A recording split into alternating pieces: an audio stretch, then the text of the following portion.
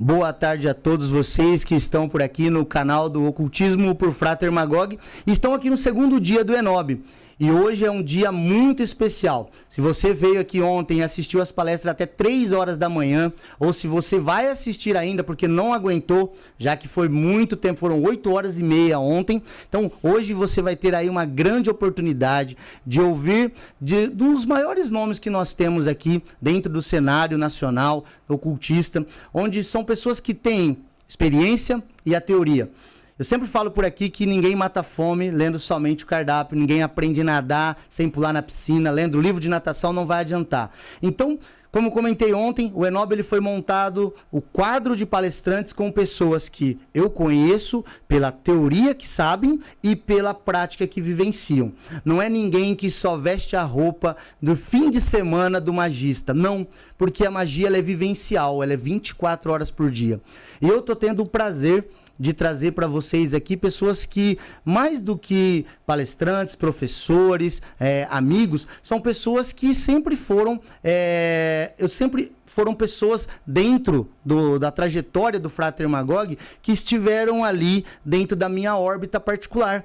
Por quê? Porque a internet nos deu a graça de aproximar muitas pessoas hoje, que você consegue mandar uma mensagem, mandar e entrar em contato com pessoas que você admirava muito e hoje ter contato direto com elas, perguntar literalmente assim, você quis dizer isso no teu livro? E você ter a possibilidade de respostas, pode mandar um e-mail, entrar em contato no Instagram, no Facebook. Então, que anos dourados nós estamos vivendo, não é? Mas, ao mesmo tempo, a internet também trouxe à tona muita desinformação. Então, como que a gente faz para saber exatamente o que é mais útil ou menos útil? A gente vai na fonte. Quem chega primeiro bebe água limpa. Então vamos perguntar para quem trouxe muita coisa aqui no nosso país. Vamos conversar diretamente com pessoas que vivenciam isso há 5, 10, 15, 20, 30 anos dessa caminhada mágica. Então hoje eu tenho o prazer e a alegria, né, de trazer para vocês uma pessoa que aí há muito tempo eu já queria conhecer pessoalmente, já tinha conversado, já fizemos live juntos, né, já batemos um papo, temos uma irmandade em comum que é a OS, caso a Marcinha queira comentar depois, durante ela vai comentar um pouco dela aí. Mas hoje nós vamos falar aí do tarô de Thoth, em especial sobre a carta O Louco, ou a Jornada do Louco. Então, seja muito bem-vinda, Márcia Seabra, onde você hoje vai falar um pouquinho pra gente aí, entregar um pouquinho da parte teórica e da experiência prática sobre o tarô de Thoth, aí, em especial da Jornada do Louco. Muito, muito, muito obrigada. Bom, primeiro, acho que já fui bem apresentada, Márcia Seabra, eu sou taróloga, estou aí nessa jornada há um tempinho na vida mesmo, e agradeço demais a você, a Marina também, que lembraram do meu nome, que quiseram me trazer aqui em São Paulo, estou aqui com vocês, mas especialmente falar de tarô de Thoth para mim é a grande alegria, porque Thoth foi que revolucionou minha vida, inclusive me trouxe para magia. Eu não comecei na magia e fui estudar tarô de Thoth. Eu era taróloga e conheci o tarô de Thoth por uma minha professora que jogava, mas ninguém ensinava o tarô de Thoth. Então, eu tive que ir, como você falou, aí buscar na fonte. E fui à França, estudei um pouco. E aí, quando eu voltei, entrei na Ordem Saturno, ali, não, na OTO. Na OTO, onde aí sim eu tive um acesso mais profundo à Telema. E claro, não tem como você estudar tarô de Thoth se você não conhecer Telema. Você pode pegar e estudar o tarô de Thoth como um tarô comum, como Marcélia, mas você vai perder todas as informações, tudo aquilo, o conceito, o conhecimento que o Crowley e a Frida Harris, né, inseriram dentro desse maravilhoso tarô que é o tarô de Thoth.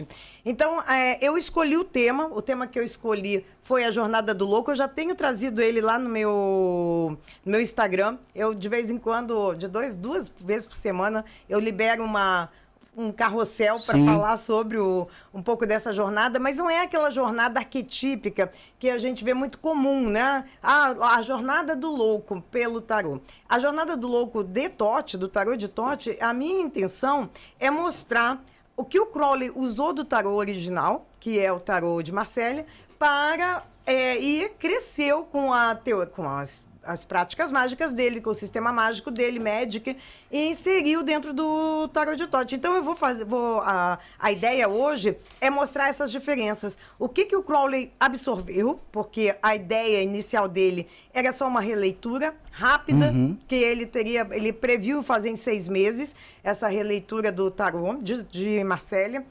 O que ele chamava tarô medieval, e aí ele conheceu a Frida, né? Ele precisou, na verdade, ele pediu para um amigo apresentar alguns artistas plásticos.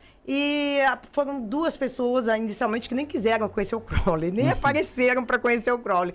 E aí, a Frida que topou a parada. E não só topou, a Frida já vinha de conhecimentos místicos, que as pessoas dizem, a Frida não conhecia nada, foi o Crowley que introduziu. Não é verdade, a Frida já tinha um trabalho mágico antes. Mas quando conheceu o Crowley, ele estava já falido, e ela propôs a ele que ela pagaria para ele pelas aulas, iniciações, e aí ficou, então, foram 5 anos para fazer esse tarô, que a gente vai agora dar uma olhada. Então, eu achei interessante para o Enob, né, agradecendo aí essa tua iniciativa de criar esse encontro online para todo mundo, gratuito, né? Para quem assiste, né? Não para você. Mas aproveitar para justamente mostrar todas as cartas. Para a gente não escolher tais e tais cartas e falar sobre elas. Então, essa é a ideia que eu escolhi para a palestra de hoje. Tá ok? Show, Márcia. Olha só, antes de mais nada, pessoal, 2 situações. A primeira delas, eu vou te passar aqui a camiseta do Enob aqui, ó, pra você ter de lembrança, tá? Que linda! Então, depois no final a gente tira uma fotinha ali. Depois eu quero tirar uma foto vestidíssima. Vamos sim. Lembrando que nós temos um encontro ainda mais tarde hoje ainda, tá? Tá, pode deixar. E avisar o pessoal ontem, né, que ontem teve sorteio durante todas as palestras e todo o decorrer do Enob de ontem, sobre essa placa aqui. Nossa. Vamos ver se eu mostro aqui. José, vê se você consegue pegar. Nossa, é maravilhosa. Pequenininha, né, mas ela... Ó, mostrar pro pessoal aí. E esse é da Caixa de Pandora, né? Temos que ressaltar isso, um dos porque patrocinadores aí do evento também. A qualidade dela é sensacional. Show. Linda. Então, pessoal, ó, já tá aí, tá, o Pix para poder participar do sorteio, né? Teve gente que viu ontem as imagens, tem livros para serem sorteados. Tem também material depois, na palestra também do Frater Goy, vai ter material enoquiano. Então, o pessoal que já gosta mesmo aí, gente, já fica atento, porque quem não arrisca não petisca, né? Então, tenta, contribui aí com o evento também. Vai ser muito bom para todo mundo. Para você, que vai poder, de repente, ter a chance de ganhar um material, onde o pessoal que ganhou ficou muito feliz. E pra gente também, que vai saber que vocês estão interagindo aí com a gente, gostando do conteúdo. Márcia, antes de mais nada, eu vou ler para você aqui, o pessoal mandando aqui, ó, de Portugal para você, tá esperando essa live. Olha só, várias pessoas estão aqui já esperando para começar, porque são tarólogos também. O pessoal mandou na caixinha de perguntas lá do meu Instagram, que eu abri, para cada palestrante, para eu ter perguntas específicas para ele, tá bom? Então, se você me permite, você vai na palestra e eu tô aqui só te ouvindo e preparando algumas coisinhas para te perguntar no final. E se quiser também interromper, chegou uma carta aqui, alguém fez uma pergunta, você pode interromper, tá? Ok. Isso cria uma dinâmica boa, que eu gosto. Sim. E antes da gente começar, o pessoal da palestra da Márcia, eu vou agradecer aqui o Rudu Brasil, que é um dos patrocinadores do nosso evento. O Papo de Bruxo são patrocinadores do nosso evento, também é patrocinador do nosso evento. E está aqui, né? Ele está aqui, sempre aqui, ó, uma coruja aqui da sabedoria, sentado, veio aí de um voo tranquilo de Manaus para cá, né? Adorou voar e tá com a gente aqui. Também tem o Espaço Místico, também a loja que patrocinou o evento, também todas aquelas imagens que vocês adoraram, um trabalho artístico lindo, também são deles lá. Então, a gente vai listar todos os patrocinadores aqui para que vocês possam ter contato também com o material de cada um. Aí tem a Caixa de Pandora, tem a Rede Vamp, tem muita gente que patrocinou o evento e eu tive a graça, né, de a Setup, o Isto Não É Podcast. Os meninos aqui, ó, tem que fazer um agradecimento público, vou fazer agora e vou fazer no final. Ontem eles ficaram com a gente até 3h30 da manhã, né? E 8h30 ali e tal. Então, assim, realmente, muito obrigado, Felipe, Josiel, Bruno. Então, todos que vocês que deram a força pra gente aqui, eu agradeço aí de antemão, tá bom? Márcia Seabra, a palavra é contigo. Bora lá, então. Menininhos lindos, podem botar primeiro slide, que aí eu já vou começar a falar. Bom, começando aqui, o louco. Se vocês observam bem, o louco do Marcélia é o que está à direita, né? Bom, eu estou aqui na minha frente. À esquerda está o louco do Crowley, do Totti, e o louco de Marcélia. Tá bom? Peraí. Vou continuar falando. Se vocês observam, a primeira grande diferença que a gente vai ver entre os dois é que o Crowley vai botar o número 0. E o louco, no baralho tradicional, não tem esse número. Ele era simplesmente o Joker, né? O Coringa, que poderia estar e passear por todos os outros arcanos. Já a partir da Golden Dawn, que o Crowley, né, ele vem da Golden Dawn, depois ele rompe com a Golden Dawn, mas toda a formação dele é na Golden Dawn. A Golden Dawn que coloca o 0 no tarô, dá o número 0, né? Então, botando uma localização inicial. A primeira carta do baralho é o 0. E aí toma uma nova perspectiva, porque a gente fala do que algo que está ainda não se manifestou. O 0, ele é a união dos opostos. Se vocês pegarem um número, né, um número natural, 1, e só mudar a polaridade, -1 e +1, vai dar 0. Qualquer número que vocês mudem a polaridade vai dar 0. Então, a ideia do 0 é justamente essa, a união dos opostos. E o louco vem trazendo, o louco do tarô de Totti vem trazendo essa ideia dessa unidade que ainda não foi manifestada. Enquanto a gente vai ver em Marcélia um andarilho, que está aparentemente sem preocupações, é um bobo da corte, como o próprio nome pode chamar também, né? O Le Fou. O bobo da corte, que vai de corte em corte chegar e vai fazer as suas graças, mas não se prende a reino nenhum. A gente tira um pouco, o Crowley tira um pouco essa ideia, né? E traz, na verdade, o espírito. Porque o espírito está ligado à letra a primeira letra do baralho hebraico, do alfabeto hebraico, que é a Aleph. Aleph é a letra ligada a Deus. Então, quando a gente fala do louco de Totti, a gente está falando de Deus, o nosso espírito chegando, saltando para uma nova encarnação. E vocês observem, o Crowley, nesse ponto, a Frida Harris, né? Eu acho que o desenho dela é muito falante, né? Muito expressivo. Ela faz um aspecto tridimensional de um local que ele vem, que é depois desses 3 círculos, que quando a gente estuda Cabala, vamos falar dos 3 véus da negatividade, ele vem de algo que não é nominável, algo que não é sabido. E ele está chegando, ele está de braços e pernas abertas, chegando nesse momento e olhos bem abertos. É bem interessante isso, ele sabe muito bem, né, aonde ele está chegando. Ele ainda não tem a manifestação, mas ele vem com todos os conteúdos para poder sobreviver nesse plano. E aí o Crowley desenha nessa carta, quando eu falar o Crowley desenha, leiam-se Frida Harris, mas com os conceitos do Crowley. Ele desenha muitos símbolos, muitos, que eu não vou falar um por um, mas tem alguns que eu acho importantes a gente detectar. Primeiro, essa bolsa de moedas, que lembra um pouco a bolsa que o louco do Marcélia traz atrás das suas costas. É uma bolsa com as moedas que estão expressando ali todo o sistema planetário. Não só o sistema planetário, mas também a mandala astrológica. Então, é o reino, o ambiente onde o louco vai se manifestar, vai viver, é o planeta Terra como centro e todos os outros planetas ao redor. E também junto os símbolos que temos aqui dos 4 elementos.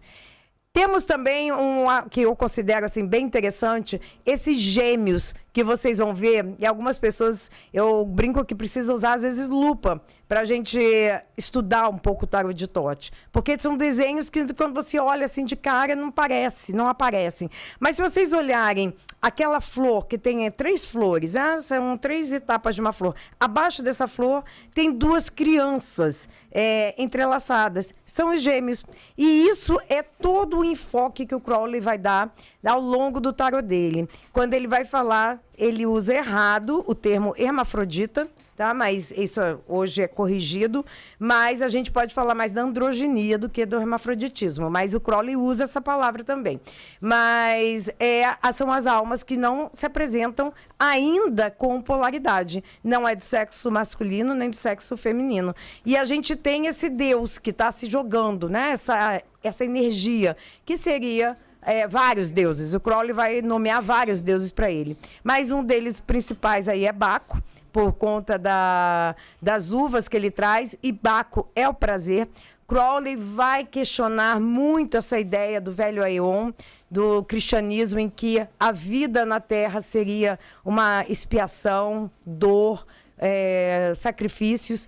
E a uva, nesse aspecto, além da parte de frutificação, de fertilidade, ela vem com a embriaguez. E a embriaguez da alegria.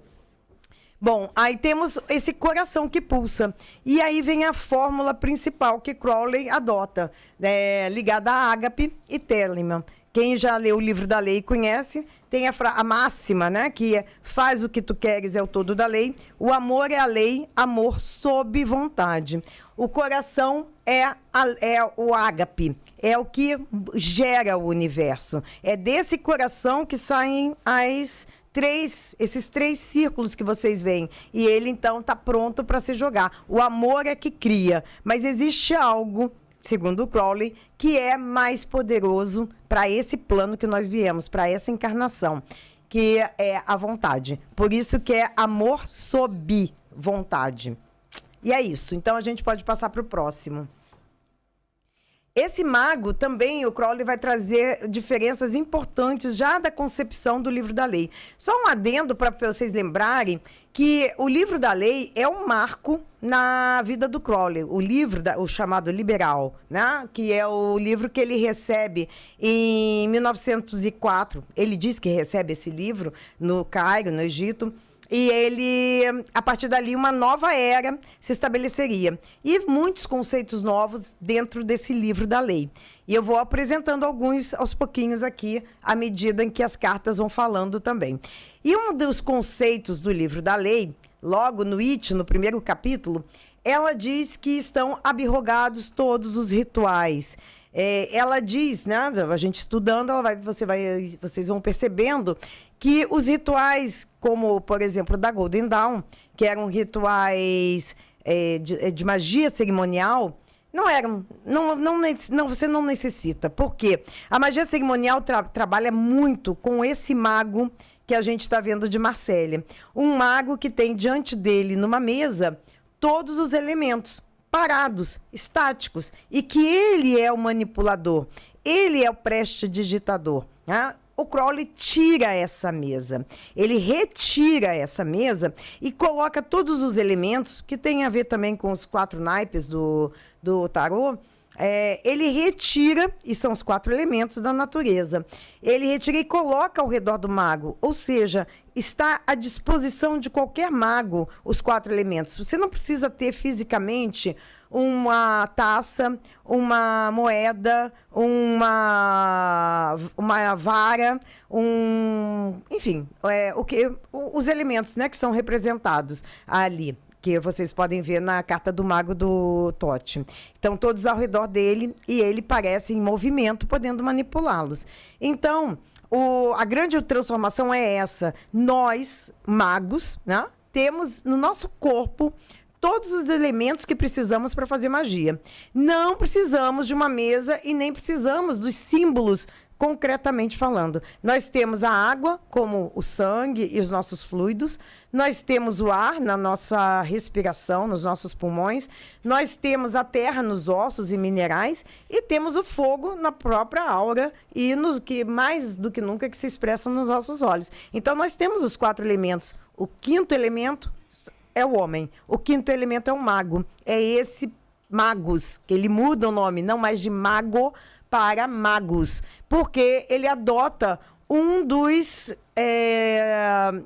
graus que eram da Golden Dawn e que quando ele criou a Astro Argentum, ele também seguiu, que é o de Magus. É o grau que está ligado a Binah. E nesse grau, você tem total conhecimento do céu, da luz e da noite. Ele toca, é chamado mago alquímico por isso, ele toca com seus pés à noite, a escuridão, como vocês podem ver na carta, e há um cone de luz que se abre em volta dos seus braços, em direção aos céus. E o contrário é verdadeiro também. Ele capta a luz e ele pode transformar em noite, em sombra. Então, ele é o agente intermediário entre as duas energias, entre as polaridades. Como eu falei para vocês, no zero, as polaridades estão unidas. No mago, a polaridade inicia. Ou seja, preto, branco, morte, vida, bom, mal e tudo mais. E o mago é aquele alquímico, aquele que sabe lidar com todos os elementos e neutralizar esses opostos. Então, podemos mudar. A Imperatriz. Pois é, a Imperatriz, algumas mudanças, mas muito parecida. Porque a Imperatriz no Marcélia, ela já vai simbolizar a mãe, a encarnação, uma mulher encarnada. Era para ser sacerdotisa, agora que eu vi. Não tem sacerdotisa nesse... eu falei, acho que eu ia falar... Tá, vamos lá. Voltando aqui. A sacerdotisa, que vem depois do mago. Aqui sim tem mudança forte. Mas essa mudança, não, o nome sacerdotisa, quem fez foi Arthur Waite, pela Golden Dawn. Mas o Crowley tira de alta sacerdotisa para sacerdotisa, para tirar um pouco da ideia do grau a qual uma alta sacerdotisa é colocada. Dentro de um templo, você tem 2 graus mais altos, o hierofante e a alta sacerdotisa. E o Crowley tira essa ideia de um grau, e sim, ele pega a essência de sacerdotisa. E aí eu vou explicar um pouquinho o que é essa essência.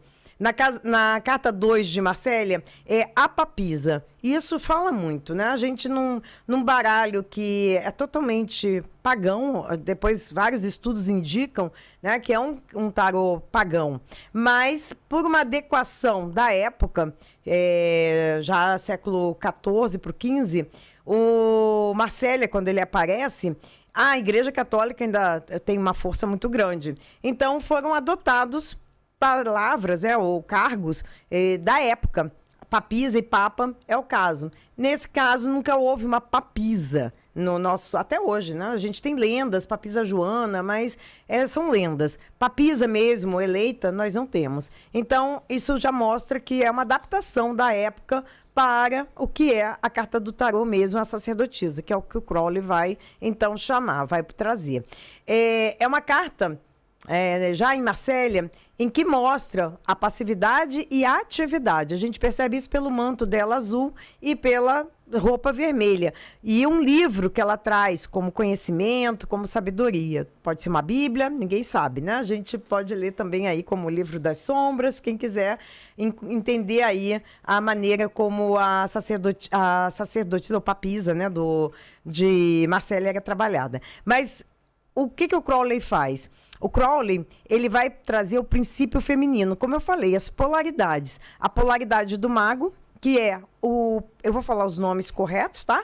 O pênis, que às vezes fica aquela coisa, pois é, né? Não vamos... Mas o Crowley, vamos lembrar que é um tarô de magia sexual. Então, pênis e vagina vai ser assim o tempo todo expressos nas cartas. E eu vou usar a palavra como ela tem que ser. Né? Alguns usam quitês, falos, tá? Mas eu vou usar pênis e vagina.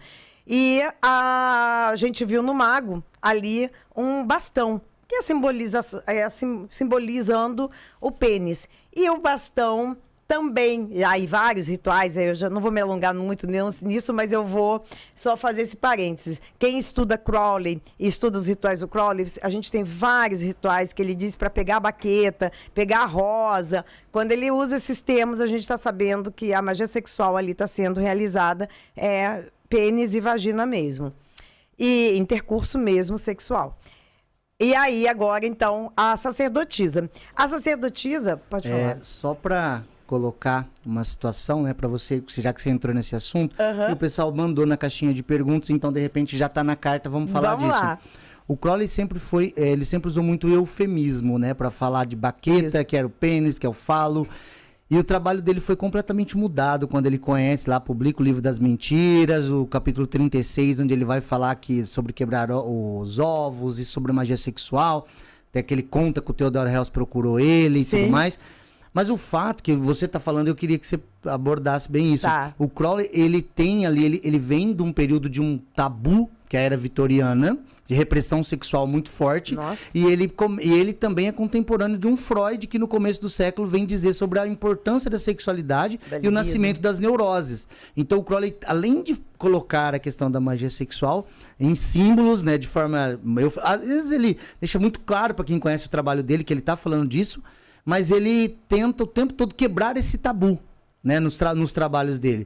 Então, eu achei interessante você comentar isso. Sim. Porque, e aí você pode ficar tranquilo, você tá em casa aqui. Aqui a gente pode falar o jeito que você quiser. Tá? Eu vou... Tá bom? Eu falo porque hoje o incrível, né, mas o Instagram, o YouTube, eles censuram palavras. Censuram. Então, sempre a menina que cuida do meu Instagram diz, não pode usar, ela tira, até nome morte, sabe? Tudo é retirado. Eu digo, gente, a gente voltou um tempo, né, medieval, né, medieval, com essa coisa. Exato. E assim, eu achei interessante, eu só fiz essa pausa, porque nas perguntas do pessoal falou assim, como conhecer esse simbolismo, porque o Crowley, ele fala de uma forma intrincada, né, cheio de metáforas e algumas armadilhas, às vezes, né? Mas eu acredito que você deve... Eu vou falar porque, inclusive, isso acontece, o tarô é uma maneira muito fácil de você entender esses símbolos. Quando, por exemplo, por isso que na hora eu falei, já a Imperatriz, eu queria antes falar de sacerdotisa, porque a Imperatriz traz um símbolo da rosa, né, da flor na mão, que no caso é uma flor de lótus, mas a gente vai chegar lá. É o símbolo da vagina, né? Então, para Crowley, sempre que falar de bastão, tiver um bastão, uma espada, é pênis. Sim. E sempre que tiver flores, rosa, cálice, vagina, útero. Entendi. Tá? Então, engraçado que nessa carta eu ia começar agora justamente falar que ele, apesar dele dizer que é uma carta que não revela, ela é uma carta oculta, é uma carta oculta por conta dos véus que ela está atrás dos véus, mas ela revela. Ela, de tempos em tempos, essa Isis, ela abre os véus e revela. E o que a gente tem de revelação aí? Né? A gente tem esse objeto no colo dela, ali em cima do joelho, que quando você... É um arco e flecha de Diana, da virgindade. O Crowley vai dizer isso no texto dele. Mas quando vocês fazem um estudo um pouco de biologia, você vai ver aqui a trompa de Falópio. Sim. E os 2 ovários, né? E a entrada... Uma cabeça de um bode, pior que é. Olha, essa não tinha me tocado. Agora, olhando, eu vejo direitinho o bode. Márcia, essa é só para câmeras muito avançadas. Quando você entende que a mulher tem uma expressão de um bode. De um bode. E as pernas dela é a entrada da vagina. Então, o Crowley já está colocando aqui o princípio feminino. O princípio, a gente não está falando da mulher, mas o princípio feminino que, inclusive, distingue do princípio masculino, né? Ela é receptiva. Os braços abertos em formato de um cálice, a vagina, né? Do útero, é justamente essa ideia da energia feminina, a intuição, receptividade, enquanto o mago é a ação, é fazer ali a mistura dos elementos e transformar aquilo em algo, por isso ele é um mago alquímico. E aí tem uma curiosidade, que é esse camelo, que não é um camelo, né? É um dromedário que está aí desenhado. E aí o pessoal diz assim, mas o nome da carta, da letra hebraica ligada a essa carta, chama-se Gimel. Gimel é o camelo. E aqui tem algo muito interessante, que só quem lê Crowley mesmo entende. O Crowley, quando ele fazia os experimentos mágicos dele, ele usava os dois cálices. Ele usava o cálice feminino e ele usava o cálice masculino. Então, quando ele usava o cálice feminino, vagina, útero e tal, era a sacerdotisa. Ele nos diários dele escrevia a sacerdotisa. Quando ele usava o cálice masculino, o ânus, ele usava camelo. Então, quando vocês lerem nos experimentos mágicos do Crowley o camelo, ele está falando que é a sacerdotisa masculina dele. Ele chama o Victor Neuburn, né? Se eu não me engano, a Neuburn, né? Ele chama ele de o camelo, né? O trabalho que ele faz com ele no deserto. E ele sempre disse, né, que ele preferia muitas vezes o olho de Horus ao invés da boca de Ísis. Ai, que ótimo! Olha, o Crowley pode falar pornografia à vontade, mas o homem era místico e poeta. Com certeza! Pois é, aí esse a gente teria que entrar mais na lenda, né? No mito de Horus, para entender do que está sendo dito. Pois bem, é isso. Então, ele está se referindo à energia receptiva, mas a sexualidade, com certeza. E é só para passar para o próximo, seja a sacerdotisa, seja o camelo, atravessar o deserto precisa ser por um veículo. E justamente a travessia de Tiferet para Keter, que é a travessia mais longa, que ele vai falar no 333 também. Né? Então, é isso. A carta da sacerdotisa é essa expressão. Você pode atravessar o caminho mais longo, mas é receptivo, por uma forma receptiva, não ativa. O mago não atravessa o abismo. Ela, através do camelo, né, que é o símbolo de Gimel, é que faz esse caminho da travessia. Então, vamos lá, que eu tô achando que tá ficando muito hermético isso também, né?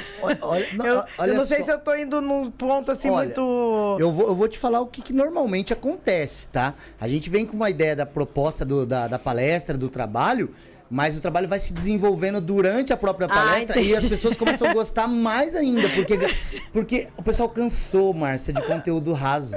As pessoas vão percebendo que coisa muito rasa é mais do mesmo e copia e cola.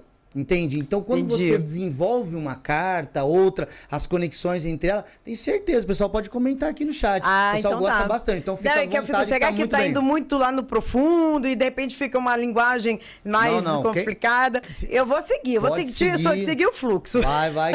Vai que tá bom. Vou no fluxo. Então, agora aqui, sim, entramos na Imperatriz. E aqui a gente não vê muitas mudanças. O Crowley, ele coloca coisas um pouco diferentes, sim. Mas, assim, a base é uma mulher, né? A encarnação de uma mulher, aqui sim, o feminino, mulher, né? Como no Imperador, o homem, mas tem aqui as nuances dele, mas bem parecidas com a própria Imperatriz de Marsella, porque tem o símbolo de Vênus no bastão de poder que ela traz um símbolo de Vênus. O Crowley desenha na coroa dessa imperatriz o mesmo símbolo, né? É Vênus ao contrário, mas é o símbolo de Vênus. Aí vem a diferença que eu acho interessante. Primeiro, o Crowley desenha essa mulher nas águas, mostrando Binah, mostrando a energia da Sefirah Binah, que é a grande mãe, né? Que é a origem dos mares, de onde vem a vida. E ela é Ísis.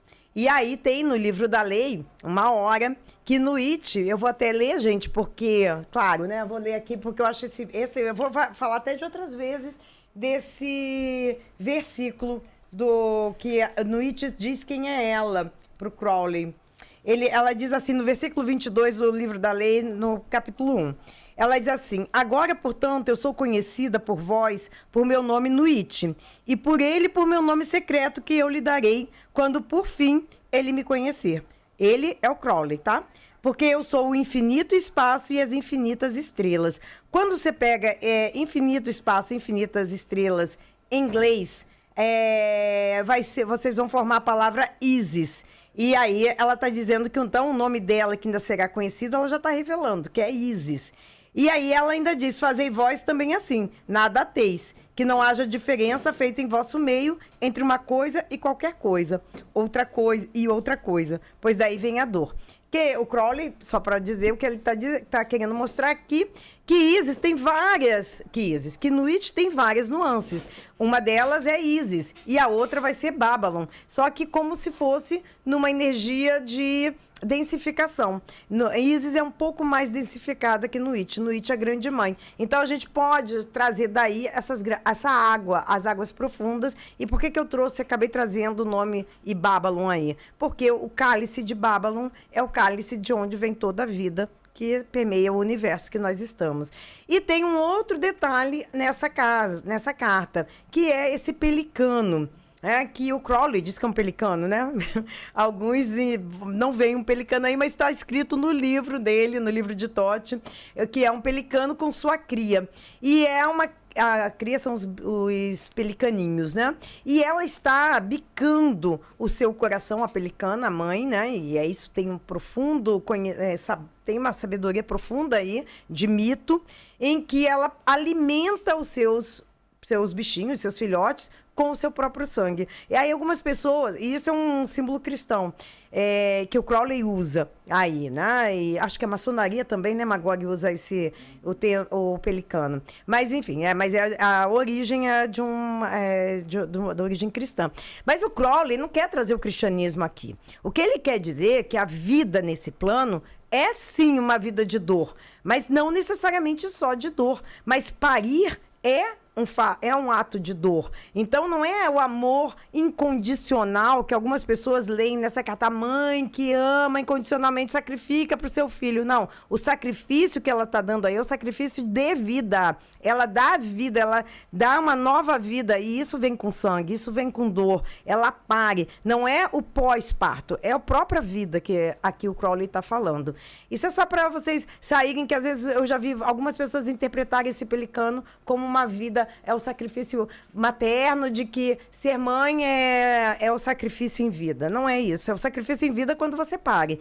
Mas não quer dizer que seja o sacrifício eterno, sofrer no paraíso. Tem umas frases assim de efeito que não é o que o Crowley está querendo dizer. E aqui ela simboliza o sal alquímico. E a gente vai começar a entrar agora em conceitos de alquimia, que eu acho que é fantástico que o Crowley traz. E aí eu acho interessante falar do imperador agora para poder fazer o contraponto. Podemos passar. Aí vem o imperador, também muito semelhante. Vocês observem que esse imperador também, a posição... E aí só vou falar da diferença. Né? Aqui a gente está falando do primeiro, inclusive, a primeira letra hebraica... Não vou nem falar sobre essa letra hebraica. Que aqui o Crowley muda um dos caminhos da árvore da vida. Quem costuma estudar a árvore da vida vindo pela cabala mística, vindo da Golden Dawn, enfim, vai entender que o caminho ligado ao imperador é da letra Re. E o Crowley vai mudar isso para Tizade. Isso é uma longa história, quem sabe isso dá um outro podcast. Mas... pois é, tudo veio desse versículo do livro da lei, que Nuit diz para o Crowley que todas as letras do sagrado livro estão corretas, exceto Tizade, que não é a estrela. E o Crowley quebrou a cabeça há 20 anos para poder trocar a estrela trocar a letra Re pela Tizade. Isso realmente dá um estudo muito profundo e eu vou ficar aqui muito tempo falando sobre isso. Mas é só para dizer que o Crowley, na Carta do Imperador, ele muda a letra, mas ele não muda a atribuição astrológica. E é por isso que causa uma confusão geral, porque a atribuição astrológica de Áries é Re. Mas ele então mantém a atribuição astrológica, mas muda o caminho. Então, isso são outros papos. Mas o que eu quero chamar a atenção aqui? Aqui o Crowley aqui ele fala de Telemann.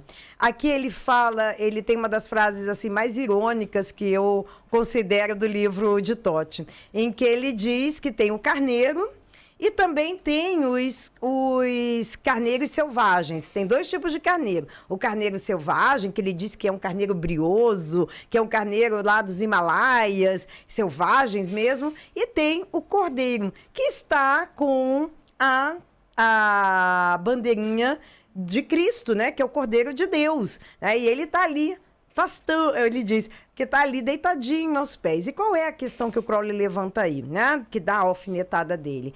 Ele diz que se você não desenvolve o seu lado selvagem, o seu lado de Telemann, né, que é a sua verdadeira vontade, se você se deixa domesticar e ser levado para grandes, ele chama grandes pradarias, grandes verdes e poder pastar, você passa a ser simplesmente, ele usa essa frase, você passa a ser simplesmente suculento. Ou seja, ele diz que você vai ser devorado. Se você não cria, você não sabe qual é a sua verdadeira vontade, você não sabe, se você não consegue entender dentro de uma sociedade ou de um sistema social qual é a sua posição, e a sua posição é de rei, é de imperador, você vai falar dos escravos. E aí vem a famosa frase, os escravos servirão, que o Crowley, que muita gente também não entende. Meu Deus, ele está aqui adotando a escravidão como método de produção. Não, não é. Ele está dizendo que nós, como o cristianismo fez,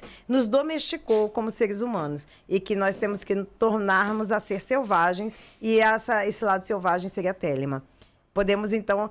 sim, e dizendo, esse vermelho é a outra apresentação que ele faz agora da alquimia, que é o enxofre. Temos, de um lado, o sal e aqui o enxofre. Sal e enxofre, eles se reproduzem. O sal, ele é um elemento dentro da alquimia estático, neutro. E ele é ativado pelo enxofre. O enxofre sozinho, ele não se estabelece. Ele é um fogo apenas, um elemento que não tem como se reproduzir. O que dá sustentação ao enxofre de acontecer algo é o sal. Então, aqui estão apresentadas as 2 forças que a gente vai começar a trabalhar em magia sexual. A energia feminina e a energia masculina.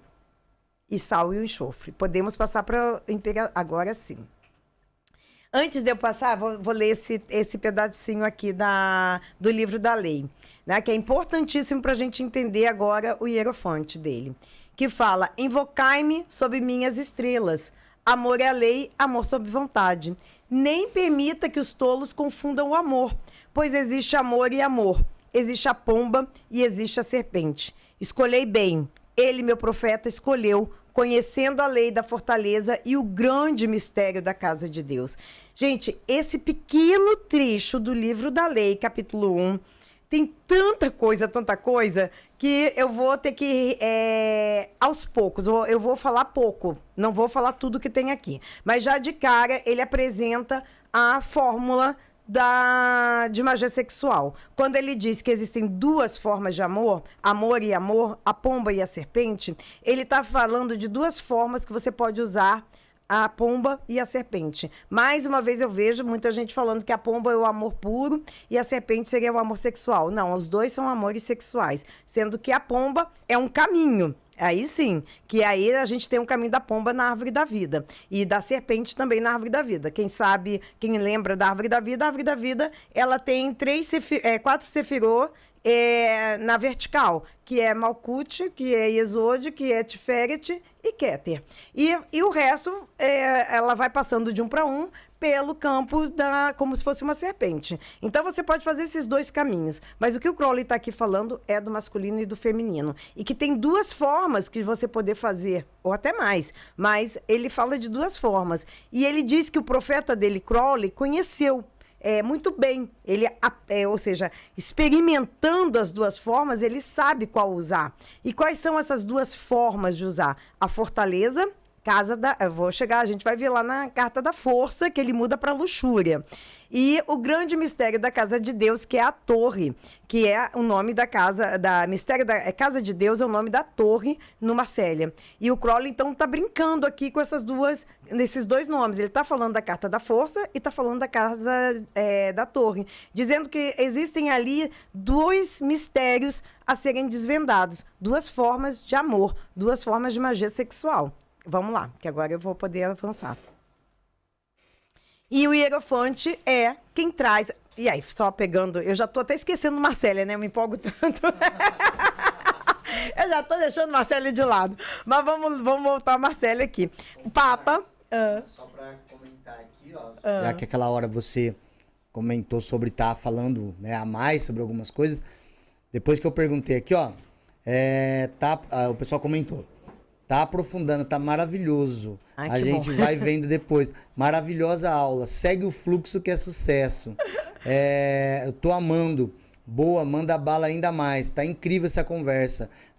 Roberto Reis, maravilhosa riqueza de detalhes. Ela explica de maneira muito didática, fascinado. Maravilhosa. Obrigada, gente. A Márcia é fera demais. Então, ó, e aí tinha dado 93 pessoas na live, só que agora já trocou o número, tá com 100 agora. Que triste. Que triste pra nós, né? Mas assim, é muito bom. O pessoal gosta bastante. Legal. Quando tem uma profundidade do tema. E eu acho que o pessoal ouviu o termo magia sexual tantas vezes agora que eles vão começar a ver Vamos também agora. Por esses mistérios também, né? Agora a gente vai entrar. Por que eu falo? O Papa também não... O Papa sempre existiu, claro, né? Mas no tarô mais pagão, não se usa essa figura. Ela foi usada realmente como uma figura para simbolizar o alto saber, né? Místico, oculto, que existe num templo. E no caso aqui seria o cristianismo. Então, adotou-se esse nome, o Papa, e essa figura de um homem velho ensinando os outros padres que estão chegando a ele. Mas existia uma figura dentro dos templos gregos que é o Hierofante. O Hierofante, ele é um cargo, né, do responsável justamente pelos mistérios. A sacerdotisa é a que fazia, que profetizava. E o Hierofante é o que ensinava o conhecimento, as tradições de um templo. E aí, no caso, foi o primeiro a fazer isso, foi o Arthur Waite, mudou o nome para o Hierofante, e o Crowley segue o nome Hierofante. Mas aqui ele já vem trazendo a ideia do livro da lei, ou seja, o portador das novas, né, do novo Aion, da nova era. E esse Hierofante é ele o grande portador, é o conhecedor das eras passadas. Se vocês forem observar, essa chave que ele traz na mão de poder é a chave que está simbolizando as 3 eras passadas. O matriarcado, o patriarcado e agora a nova era de Horus, que seria a era do filho, do androginato. E o Crowley vai usar o nome de matriarcado para Ísis, era de Ísis, o patriarcado para de Osíris e para a nova era de Horus. Então, ele traz nas mãos essa chave. E traz também, junto ao peito, essa criança, né, que é do pentagrama. O pentagrama é o símbolo do homem. O pentagrama, se vocês olharem bem, né, são a cabeça, os 2 braços e as 2 pernas. É o símbolo do homem. Então, Horus é o filho terreno. Ele não é um filho divino, mas ele atua na Terra. O número 5 também é Marte. É um Aion de guerra. Ele fala, Horus é um deus da guerra também. E ele vem ainda bebê. Ele está como criança, está chegando essa nova era no peito e mostrando que essa era dos homens, né? Não mais de deuses, nem do deus morto, enfim. Crowley vai usar vários temas para falar sobre o cristianismo, principalmente sendo o deus morto. E agora esse nosso Deus é um Deus de vida.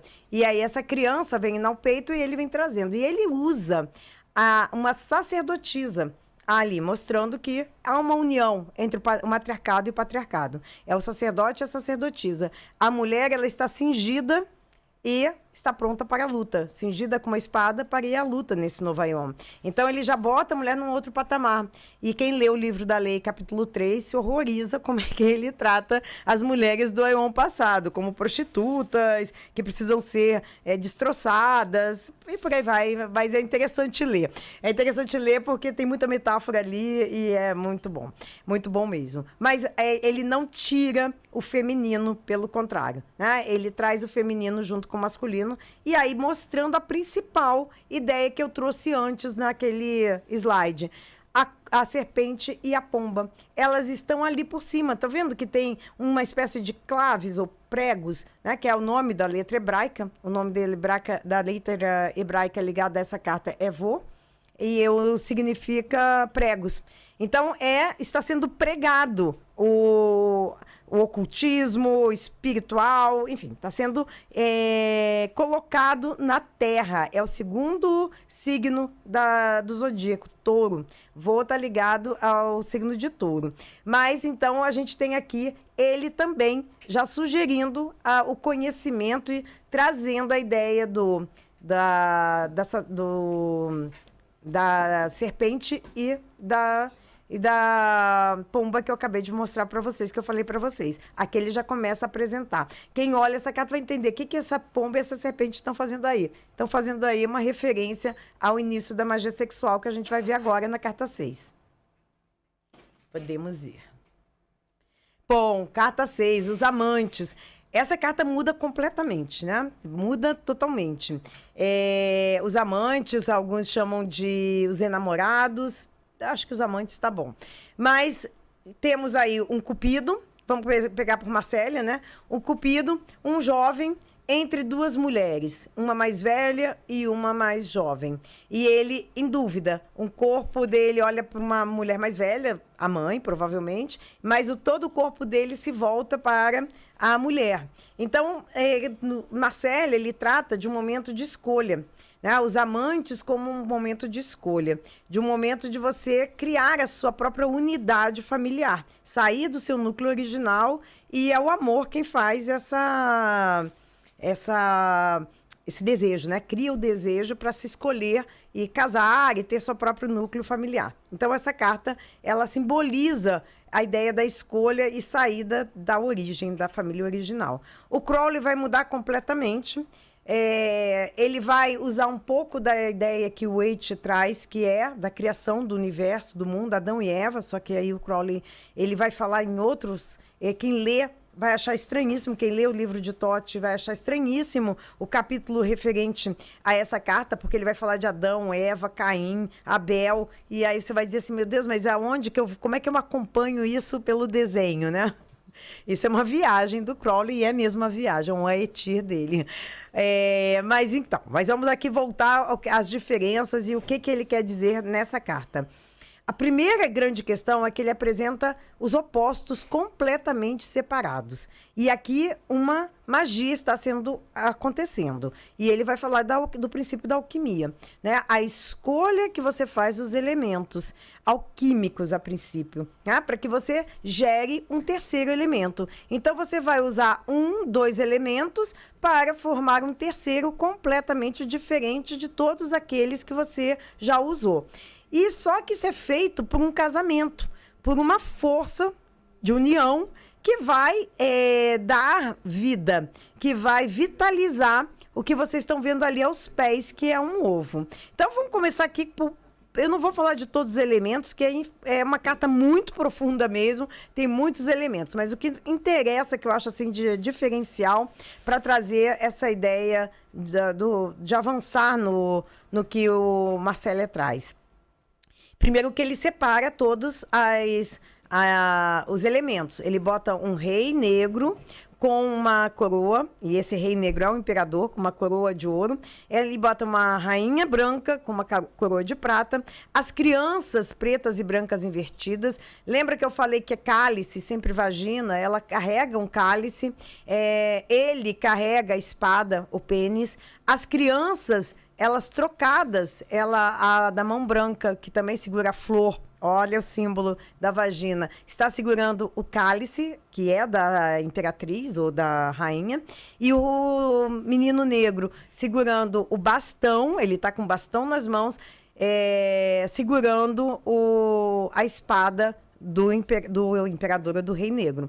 Então, aqui nós temos a apresentação dos elementos separados. É que na frase alquímica solve e coagula, aqui é o estágio do solve. E aí a escolha é fundamental. Se você não sabe o que você está fazendo, o que você está escolhendo, quais elementos você vai usar naquilo que você quer gerar, você pode fazer uma grande bobagem. E aí é quando entra, o que o Crowley vai começar a falar agora, já falou, né? Já estou falando aqui da magia sexual. Ele desenha o vermelho, é o sangue, o branco é o glúten ou o esperma, e aqui são as misturas de vida para se formar uma nova vida. E então, como se faz essa escolha? Aí não é sobre o amor. Apesar de ser Eros que está ali flechando, na alforja está escrito em grego, telema. É a fórmula amor sob vontade. Então, quando vocês forem fazer magia sexual, não basta escolher os elementos ou o que você quer formar. Você tem que ter um domínio sobre a vontade, sobre a sua vontade. Usar o amor, usar o estímulo, usar o desejo como a eletricidade, o que vai dar vida a esse ovo que está ali embaixo, que vocês estão vendo, que é o ovo negro, que não é negro, é cinza, é a composição do branco e do preto, mas tá envolvido com uma serpente. Essa serpente pode dizer para você se essa operação vai, e a gente vai ver isso ao longo das cartas, né? Se essa serpente vai esmagar esse ovo e não vai dar em nada, ou vai dar ruim, como o pessoal fala, ou se não, vai eclodir e dali vai nascer realmente o seu intento mágico, né? O que você quis realizar. Por isso, usar amor e vontade são duas coisas imprescindíveis, mas a vontade, ela é o que vai guiar, a seta que vai guiar a magia. E aí podemos avançar. Ô, Márcia, fale-me. Um comentário ainda aí na carta, que eu vejo que você abordou um tema que o pessoal pergunta muito, né? Que são esse contexto aí da magia sexual em Telemann em especial. Lembrando que, se a gente for ver por um viés aí mais da semiótica, o Crowley, ele comenta tudo muito em várias camadas. Sim. Você pode interpretar o cálice, né, filosoficamente como símbolo da compreensão, como um símbolo do feminino, sim, no corpo como útero, ou também como crânio vazio, porque um copo vazio ele é capaz de receber as coisas, vinho, água. Então, assim, essas são as camadas filosóficas, místicas que podem ser interpretadas. E a magia sexual é uma ferramenta, né, de uso.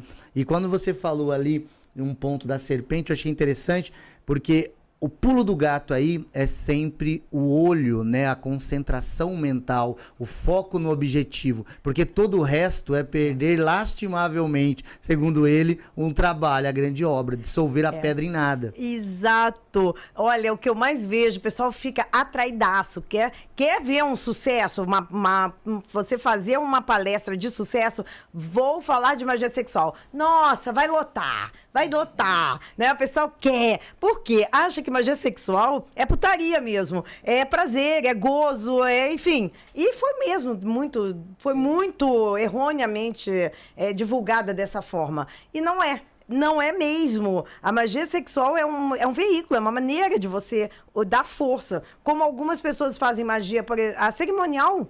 Você pode fazer magia sexual cerimonial, só com os símbolos. Mas a força é muito mais difícil, né? De você gerar o êxtase, gerar uma energia. Nós vamos ver isso no Liber 15, né? A missa gnóstica, ela é o tempo todo relacionado com mistérios, né? Relacionados com o Kenneth Grant, que apesar de eu ter umas ressalvas do trabalho dele, ele vai te falar que os mistérios mágicos sempre foram fisiológicos em todas as religiões. Né? Em todos os caminhos, são sempre mistérios da consciência e da fisiologia humana. Como? Nas glândulas endócrinas. Mudou o hormônio, a pessoa é outra. É verdade. Então ele vai te falar isso no Renascer da Magia, que os mistérios sempre teve relação direta com a parte fisiológica do homem. E quando você falou do direcionamento, Não adianta você ter uma usina hidrelétrica de força se você não tiver uma lâmpada ou um ventilador ou algo para manifestar aquilo ali. Não vai manifestar. Não É o ovo. Não encarnou a vontade na forma, não aterrou, a coisa não acontece. Por isso que ele bate tanto na tecla, né? Que ele comenta no Liberaba sobre a imbecilidade de muitos cristãos da antiguidade, né? Nunca ensinar como encarnar a fé. Então ele brinca, né, que a feiticeira sempre soube encarnar num talismã, numa efígie ou num objeto de link, né, de ligação com o seu alvo. Isso. Então elas tinham mais ciência da magia do que muitas estruturas, ou seja, encarnar a força numa forma, né? É isso, e não é só o sexo, você com a raiva você faz isso. Sim. Nossa, quando você tá com muita raiva, se você vai fazer magia com muita raiva, nossa, eu acho até mais forte. Sim. Sabe, eu acho até mais forte, porque é eletricidade, é exatamente isso. E o Crowley diz isso, quando você se dissolve no orgasmo, você não está fazendo magia sexual. Se você se dissolveu no orgasmo, acabou a magia sexual. Não pode, você tem que usar aquela força com concentração para que justamente fecunde o que você quer. Senão, por isso que não é prazer. Por isso que não dá pra gente pensar em magia sexual como um prazer orgasmático. Você usa o orgasmo como uma direção, um veículo. Sim. É um veículo. Ele vai falar isso demais no Liber Aleph, que ele fez por Charles Stephen Jones, quando ele vai falar sobre o cuidado que se tem que ter com a mente, né? Ele comenta o tempo todo sobre a necessidade de um treinamento mental, né? E é por isso que quando a pessoa está começando em escolas iniciáticas, principalmente, e você dá os exercícios mais simples para a pessoa, né? Desde os tátivas, para ela mentalizar o triângulo vermelho, o quadrado amarelo, o cheiro, o gosto, a cor. Para que vai servir isso? E ela não entende que quando pega todos esses elementos separados, parecem não ter sentido. Quando utilizado numa prática adequada, né, a coisa potencializa. Mas não podemos esquecer que o livro da lei diz também, mas que haja alegria. O tempo todo, né? O tempo todo. O Crowley, ele fala da dor, da dor, mas não pode, a dor não pode ser maior do que o prazer. Ele chama de viver o transe da dor. A pessoa vive um transe da dor, que é uma experiência de binar, né? A visão da dor. Mas você entrou naquilo ali, você tem que entender que a existência é pura alegria. E que a dor, ela é simplesmente um fantasma. Como a morte não existe. A continuidade da existência. Um rei não vai cair, ninguém vai mudar nada. Você é uma estrela que vai orbitar, vai sumir para eles como a noite, como o sol se esconde à noite e logo voltará, né? É isso mesmo, Mas perfeito. Continua aí que eu tô na tua. E bora lá, vambora que ó, a gente já chegou no carro, né? Na velocidade. O carro também muito semelhante, não vai mudar grandes coisas, mas aqui tem um detalhe. E aí eu acho que é muito interessante vocês ficarem ligados nesse detalhe. Como é que se chama essa cobertura da carruagem? Tem esse dorsal, que eles chamam dorsal, né? No dorsal da carruagem, é bordado, você parece assim que tem aquilo ali aleatório, né? Parecem umas linhazinhas bordadas, mas não é. Ali tem, cada uma delas, cada pontinho tem uma letra, que vai formar a palavra abracadabra, não é abrahadabra. A palavra que a gente tem no Aion é abrahadabra, que o Crowley coloca, mas aqui ele coloca abracadabra. Há uma brincadeira, ele está escondendo, possivelmente, mas isso tem a ver com ao número que ele vai trazer e vai esconder, porque abrahadabra vai somar 418, que é o número, né, ligado ao Novo Aion, da lei, é o número da lei 418, e a abrahadabra soma 418.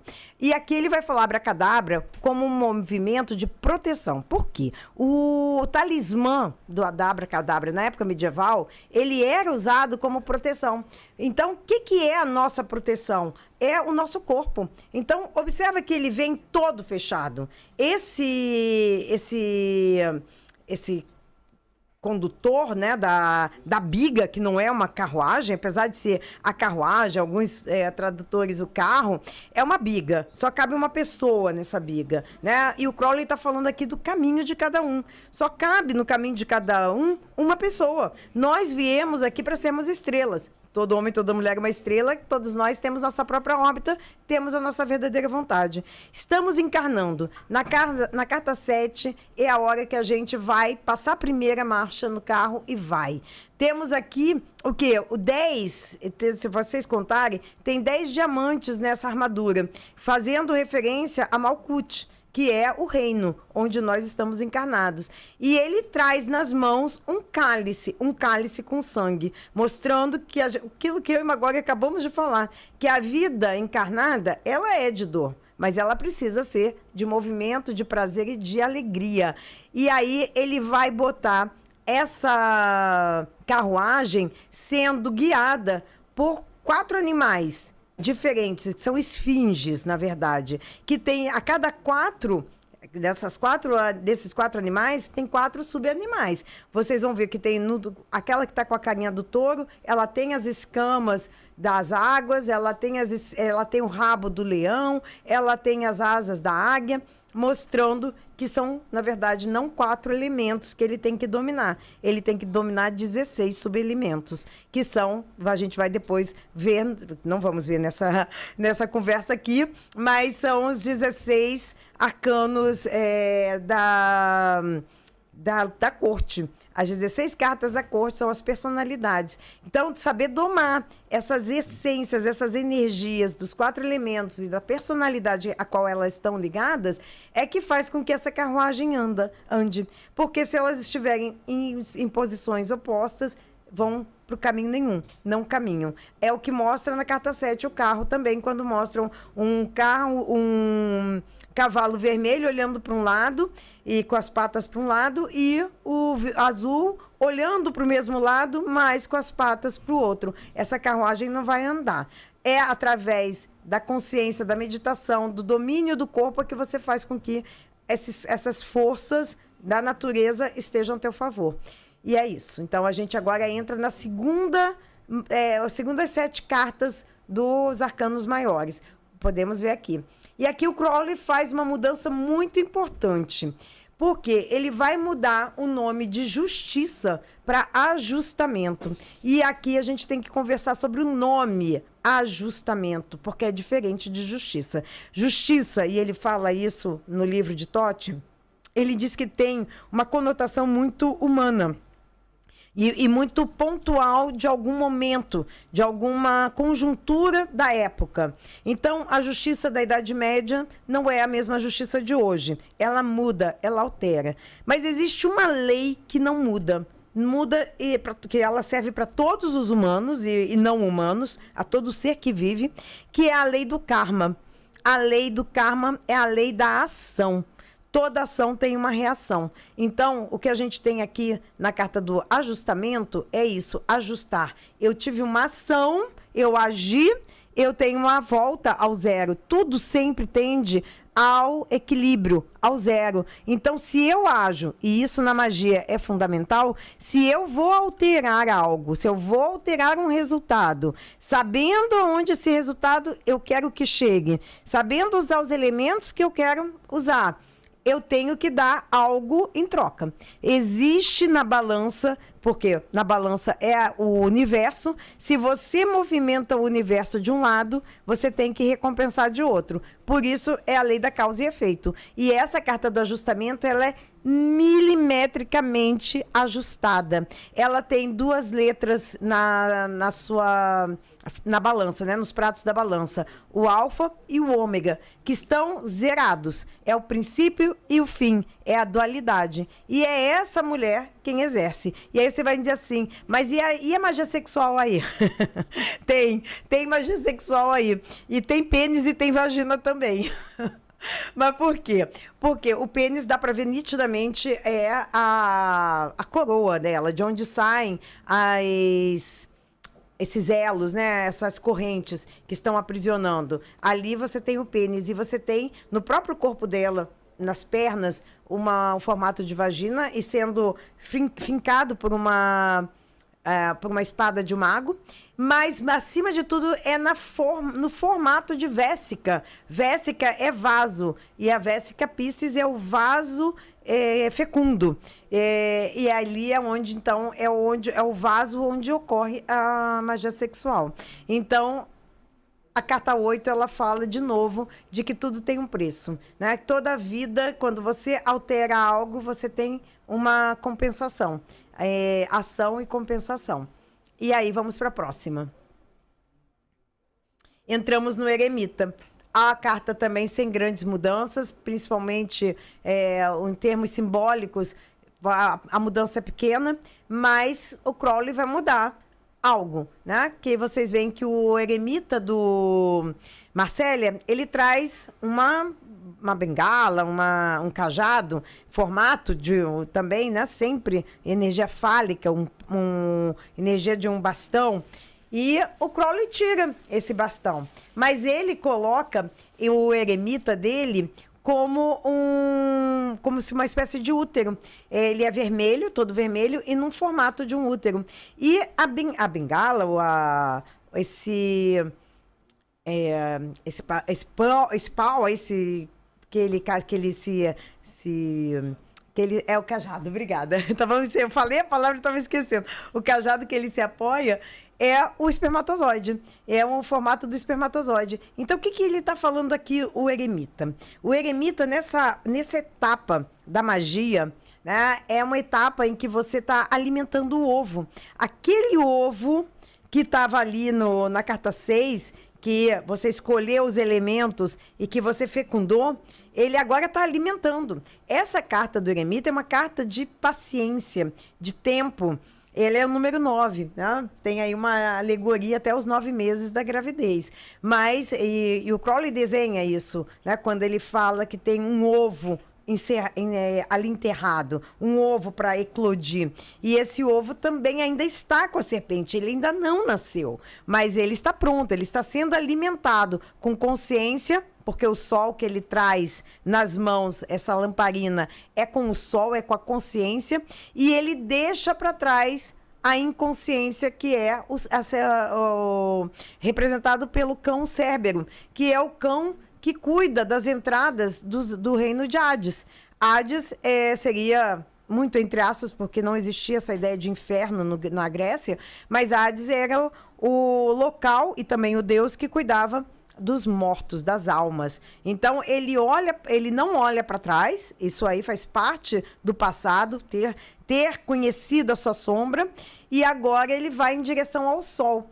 O sol é a consciência do que ele está plantando, é a consciência do que vai dar, do que vai gerar.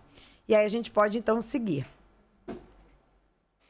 Aqui vem uma carta que também não muda, a ideia é a mesma, a roda da fortuna ou fortuna, ela significa a mesma coisa, né? Só que tem um detalhe. Muita gente, às vezes, quando lê tarô, só vai ler tarô, pensa em roda da fortuna como a roda de dinheiro, de ganhos, fortuna também como boa sorte. Mas fortuna, ele significa destino. Antigamente se lia, antigamente até hoje, né? Se leia a palma das mãos como ler a sorte. Ler a sorte significa você ter a capacidade de ver o futuro. Só que o que o Crowley vai falar aqui, essa sorte, ela não é exatamente já pré-colocada e organizada. O próprio Marcélia também não. Quando ela bota essas figuras fora da roda, né? Essa roda, ela precisa ser dominada. E o Crowley, ele é muito claro. Ele desenha ao redor da roda 3 forças. A força do equilíbrio, a força da mente e a força da destruição. Então, ele vai trabalhar aí com a ideia da esfinge, do macaco, Ramanubis, e de Tifon, que são as forças que regem o universo.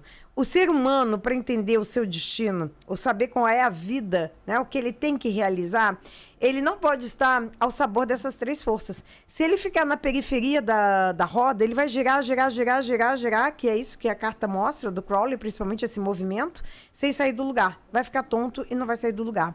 Mas existe um formato de você ter consciência disso. É assumir o centro da roda, que é a estrela, que na verdade é um sol. É o domínio da consciência. Qual é o seu destino? Qual a virada que você precisa dar na sua vida? Então, o Crowley está falando aqui de um momento de perda de controle total, que o mundo, que o universo que a gente vive, ele é conduzido por forças que chamadas forças do destino, que nós não controlamos, mas que nós podemos controlar o nosso destino à medida em que nós assumimos a consciência de onde queremos chegar. Isso é totalmente Telema. Isso é totalmente entender a sua verdadeira vontade. Podemos para o próximo. E aí no 11, na luxúria, né, que é a carta... Aqui é a carta que eu acho assim, a mais importante do Crowley. Assim, dentro da teoria que ele vai desenvolver. Né? A teoria de Telema, que ele vai desenvolver de magia sexual. E lembrem que quando eu falei lá na carta 5 que existiam formas de amar e amar, a carta da fortaleza e o grande mistério da casa de Deus, ele vai mostrar a primeira forma de amor. A primeira forma de amor que ele está falando isso, e novamente eu não vou falar amor como amor pelo ágape, é o amor que a gente está falando aqui, é o amor para gerar algo. Amor para aquilo que, a fonte que gera algo. Que falei lá no louco, na carta do louco, que o universo é gerado a partir do coração, a partir de ágape, da força do amor. Aqui a gente vai falar realmente dessa força de amor na Terra, no plano que nós estamos. A força que gera outra vida é a força sexual. É o desejo e a força sexual. Sem o desejo, sem o tesão, sem a luxúria, nós não nos reproduziríamos. O mundo terminaria, não só o ser humano, todas as forças vivas. É o desejo que nos move para, é um dos instintos, inclusive, né? Mas que nos move para a realizar uma outra vida. E o que o Crowley vai falar? Porque na carta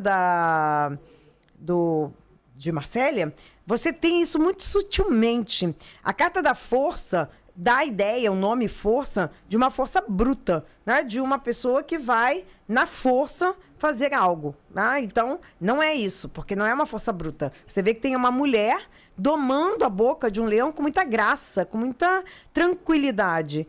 O leão, assim como todos os animais do tarô, quando tiver animal em tarô, lembrem-se que está falando dos nossos instintos. Isso lá no louco, isso aqui na carta da força, em todos. Onde aparece um animal, vocês podem ter certeza que vai estar falando da nossa força instintiva. E aqui, a força instintiva do leão que ela está domando é o sexo. Com muita sedução. A força qual está sendo falada em Marsella é a sedução. A sedução que a mulher exerce, ela exerce a sua força. Na sedução, ela exerce a sua força. O Crowley vai mudar esse conceito. Ele vai trazer aí as duas figuras mais icônicas da teogonia dele. Porque Nuit, Hadith e Horus são figuras que já existem, né, na mitologia egípcia. Não exatamente Nuit nem Hadith, mas existe Nut e existe Ra. E Horus, existe Horus. Aqui ele vai trazer Babylon, que a princípio ele chama de Babilônia, e vai mudar no livro 333 para Babylon, e vai trazer Therion. Therion aqui é a força do masculino. O Therion é essa força instintual. É esse leão de 7 cabeças que Babylon está regendo de uma forma muito graciosa. Você vê que ela segura uma rédea vermelha e oferece a taça. E essa taça é de sangue e tem um óvulo ali fecundado, aonde ela perfura, então, esse novo universo, esse novo mundo, e tem 10 chifres que estão sendo formados. 10 chifres é a formação de um novo universo, que são uma referência às 10 Sefirot. Então, o que a gente está vendo aqui? Uma visão de João no Apocalipse. O Crowley pega a visão que o João teve, que o anjo vai levá-lo até o deserto e mostrar o que vai acontecer, e ele mostra que Babylon, ele diz que é a Babilônia, né? A grande prostituta, ela monta uma besta de 7 cabeças. Isso é a descrição de João. E que ela esmaga com seus pés o velho, o universo. E com a fornicação da sua luxúria, da sua lascívia, ela gera com o sangue dos padres, dos homens, dos santos, enfim, é descrito de uma forma assim aniquiladora mesmo a geração, a fim de um mundo e uma criação de um novo. E João entende aquilo como o fim do universo, né? Que ali João está mostrando que será pelo fogo extinto o nosso universo. E hoje a gente já tem uma leitura que o que João viu foi o fim de uma era, que era a própria era cristã, e o nascimento dessa nova era que a gente está entrando agora. E o Crowley, então, vai desenhar exatamente essa visão da destruição do velho Aeon para o nascimento do novo Aeon.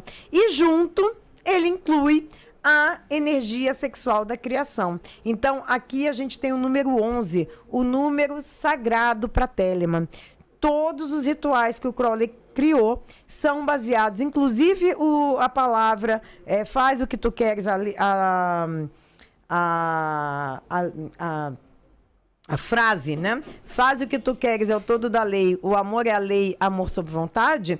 Essa frase, em inglês, ela, quando é decupada, ela tem, são 11 sílabas que são pronunciadas. Então, ela é toda a magia do Crowley é em cima do número 11. O número 11 é 2 números uns. 1 e 1 são números iguais, é o número de egrégora, é o número da egrégora. O número da egrégora de Telemann é o número 11. Então, aqui o Crowley estava apontando para a criação do novo Aeon. E é a Babylon e Therion quem formam. E, claro, se você está fazendo magia sexual, é a energia da formação de um filho mágico, que ele está aqui falando, tá? Podemos passar para 12. Bom, o pendurado, mesmo desenho, muda aqui uma coisinha ali, né? Até o mesmo nome. E aqui eu vou chamar a atenção de vocês para a palavra, para o erro que foi dado à tradução dessa carta. Todo mundo fala, inclusive eu todos os dias, quando eu vou pensar nessa carta, eu me corrijo, porque a gente fala o enforcado. The Hanged Man, ou pendurado, é a mesma. The Hanged Man, enforcado ou pendurado, é a mesma coisa em inglês. Só que a gente tem palavras diferentes para falar sobre isso. A gente tem o pendurado e a gente tem o enforcado.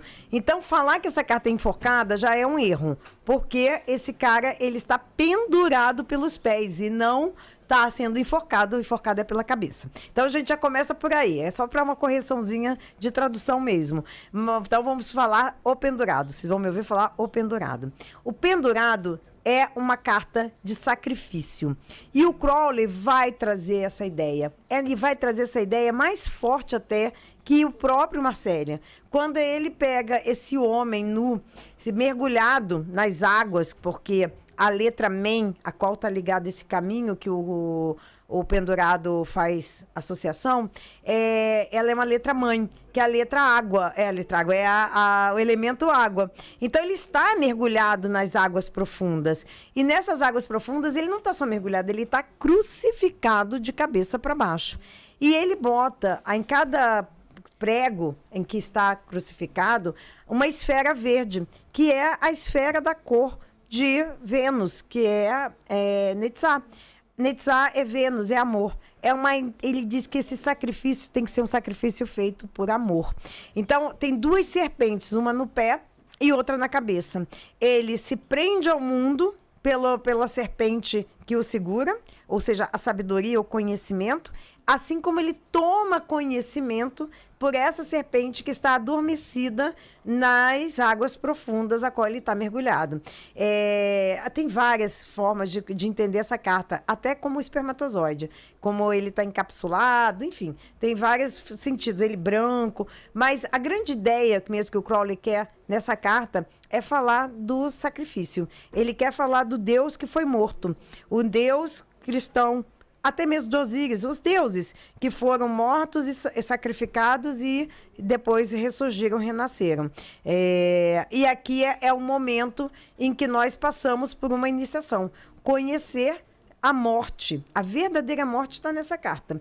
A verdadeira morte do que é superficial. para que você entenda com mais profundidade as suas emoções.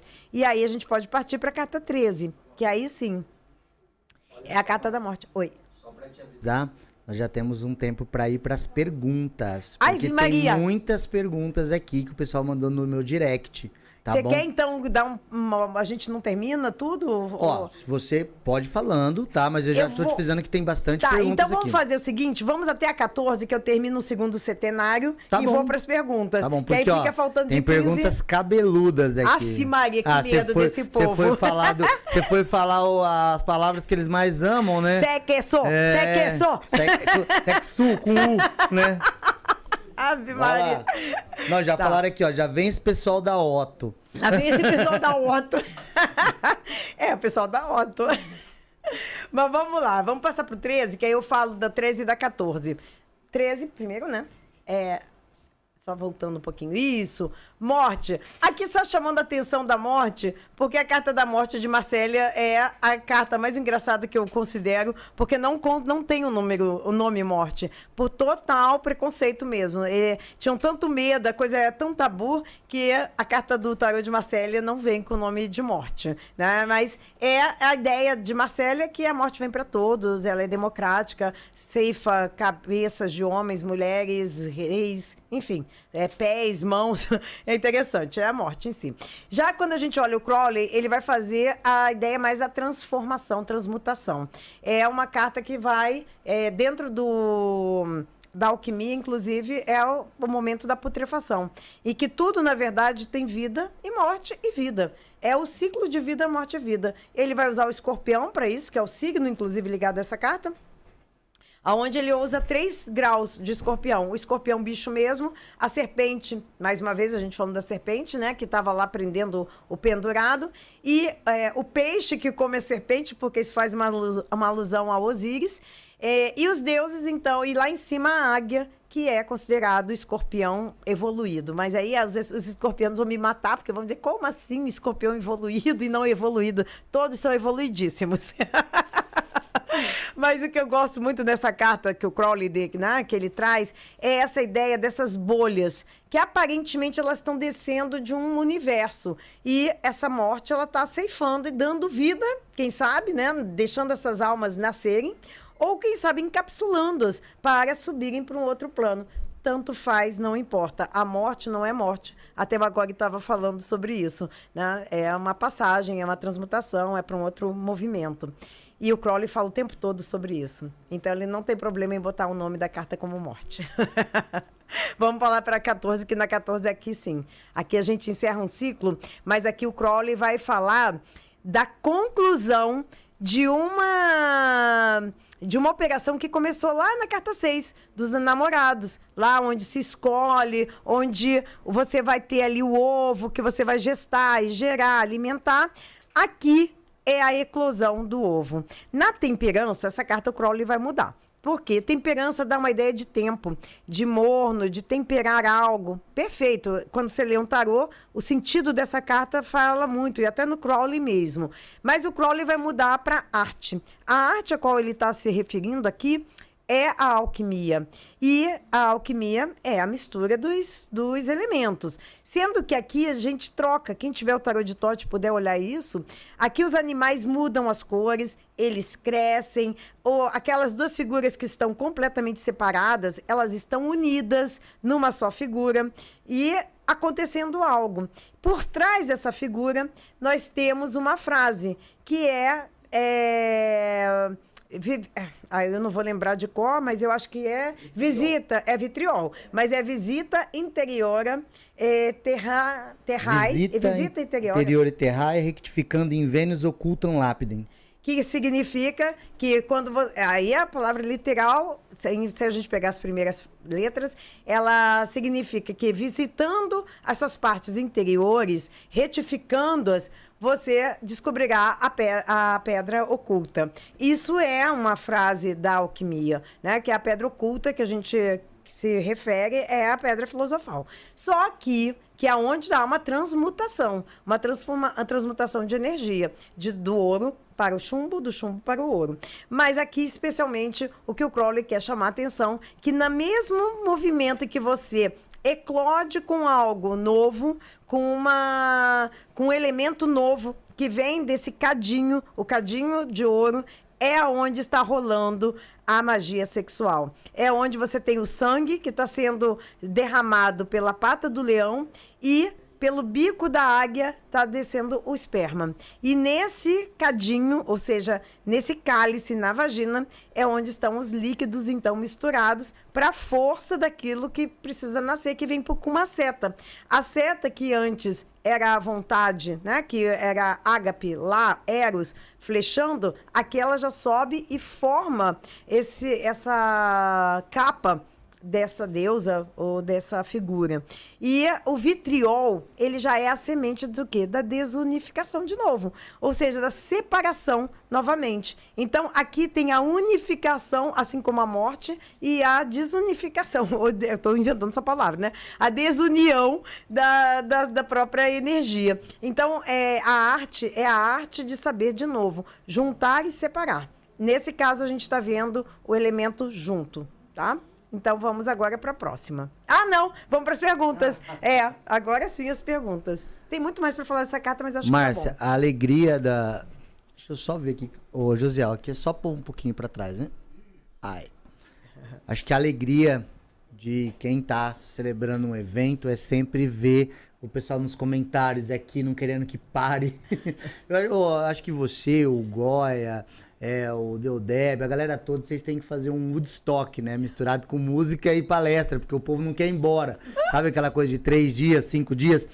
Eu digo isso porque o pessoal aqui, ó, pede pra ele até o final. Olha, tem que ter outra dessa daqui, vamos continuar. Então, é muita coisa. Então, infelizmente, a gente tem um tempo aí. E assim, eu sei o quanto você poderia falar mais e mais e mais. Mas vamos lá, vamos colocar aqui as perguntas que o pessoal me mandou. Eu acho ótimo, mas eu vou só fazer uma pontuação aqui. Eu acho que o principal foi dito. As Sim. outras, o centenário... Você chegou no dissolver e aglutinar de novo. Exato, no solve e coagula. Depois a gente já vê isso no diabo ali, né? E aí, depois ali já é no plano mais terreno, Sim. já são coisas mais assim, mais do tarô mesmo. Não acho tão importante como até aqui. Então vamos embora, vamos Não, mas pras perguntas. você tocou no trabalho central, na coluna vertebral, na espinha do Freud e do Crowley. Sexualidade. Mas o mais interessante, né, que já é bom deixar isso bem claro, é que esse cruzamento de energias, todo ato de amor, né, ele até fala da inflamação, né, da explosão entre átomos. Todo ato de amor, de contradições, é um ato de amor. Então, pro Crowley, vai muito além do ato unicamente pênis-vagina. Ele sempre transformou a coisa no... É claro que o pessoal vai pegar e fazer um paralelo com a vida dele e vai falar, pô, ele é um bom poeta bacana, né? Então, assim, mas é muito mais amplo do que a gente pode expressar aqui, né, Márcia? Mas olha lá, vamos lá, uma pergunta que me fizeram aqui, tá? Pergunta pra Márcia se o trabalho de magia sexual, ele pode ir até o final ou ele deve ser parado antes, retido antes? Não, até o final. Inclusive, colher o que tem, as secreções do que vem dele. Isso é o que o Crowley chama de Anrita. É o que vai, inclusive, você vai fortalecer os seus elementos mágicos, os seus instrumentos mágicos com Anrita. Com certeza até o final. Certo. Possivelmente essa pergunta aqui do Vitor, ela veio porque o pessoal fala do caminho seco e do caminho molhado, né? E o Crowley é do molhado total. O Crowley é do caminho molhadíssimo. O caminho do molhado. Caminho lavado. O caminho do lavado. Né? Então, isso já está dentro da OTO, inclusive ele vai usar o 9º grau, tudo isso está dentro das... Mas é bem interessante, viu, Márcia, que a gente tem que saber que o Crowley ele bebeu em outras fontes, né? Os tantras, os dravidianos, ele foi conhecer, ele viu, inclusive, dentro do trabalho do taoísmo, da questão de vitalidade, a energia, o uso da energia vital. Então, tanto é que as operações mágicas que ele coloca é desde rejuvenescimento, né? Tem operações para dinheiro, porque assim, eu tenho um livro não é do Robson, não, é Edson Bini, onde ele chama Magia Sexual, e ele enumera dos diários do Crowley o número de trabalhos de magia sexual dele. E ele tem lá 434 trabalhos, e tá lá, só pra você entender. Ué, quem disse que ele acertou tudo? Mas é um homem que tenta, hein? Mas falar que não tentava, que não era um prático, não dá pra dizer, né? Não né? dá. Os jogos dele realmente. Mas como é que vai ficar bom também? Se não praticar. Tá vendo? A gente reforça. Ué, vai ficar fazendo Rubi Estrela? Ué, uma hora o cara tem que, né? Mas aí ele coloca lá os registros das operações. Então tem operação para dinheiro, para rejuvenescimento, para conhecimento, para o estabelecimento do reino de Ra-Hoor-Khuit na Terra. Então, o que eu acho bem interessante? Primeiro, aquela ideia de que magia sexual não poderia ser usada para coisas materiais, né? Se eu levanto a minha cabeça, eu e minha Nuit somos um, se eu abaixo minha cabeça e cuspo veneno, né? Com certeza. Então, existe tanto trabalho místico quanto trabalho mágico de manifestação. Então, acho legal. O Crowley nunca teve isso, nunca. Pelo contrário, ele eu vejo sempre... o povo pondo pudor no Crowley, eu fico assim... Não dá, e não tinha. Não dá. Segunda pergunta, que comentaram aqui.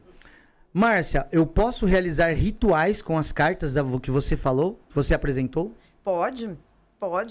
Tem que conhecer as cartas, né? É que nem a carta 6, a carta 6. Não conhece tarô e vai querer usar. Ah, isso aqui é legal, acho que vai ficar legal. Tem que conhecer a força que você vai trazer. Tem trabalhos de magia com o tarô. E é muito... Eu até fiz um cursinho, assim, bem... Não é um curso que eu ofereço para quem compra o curso de tarô de Thoth, né? Porque para isso, a pessoa tem que conhecer o tarô para poder usar magicamente. Mas é tipo uma leitura telegráfica, em que você pode pegar um pouco da ideia do sigilo. Né? De pegar fazer um sigilo com as cartas do tarô. Essa daqui chegou só 3 dessa daqui. Márcia, por qual tarô começar? Porque Grande, eu né? acho que o povo viu o de Thoth aqui, o povo já arrepia, né? Pois é. Isso, eu fiz até Chegam pra mim 2 tipos de alunos. videozinho. Ou passou pela Márcia ou passou pelo Goya. Aí eu consegui pôr os 2 na mesma sala. Então, aí pegou, hein? Agora não tem como, hein, cara? Agora vocês vão ter que me ouvir, vocês vão ter que me engolir. Porque assim, o pessoal chega e fala, fui aluno do Goya. Teve um aqui no chat que falou, fui aluno do Goya. Aí, outro, eu estudei com a Márcia, o Rodrigo é um deles, Sim. o Antônio Ângelo. Fiz com a Marcinha. Eu falei, os 2 são os 2 nomes. Pô, coloquei os 2 na mesma sala, agora não tem como vocês falar que ouviu de outra fonte. Não, mas vou falar pra você uma coisa. Eu vou dar a minha experiência foi com Marcélia. Eu comecei com Marcélia, mas é porque eu não tinha Thoth, não existia. Então eu não tive a oportunidade de começar com Thoth.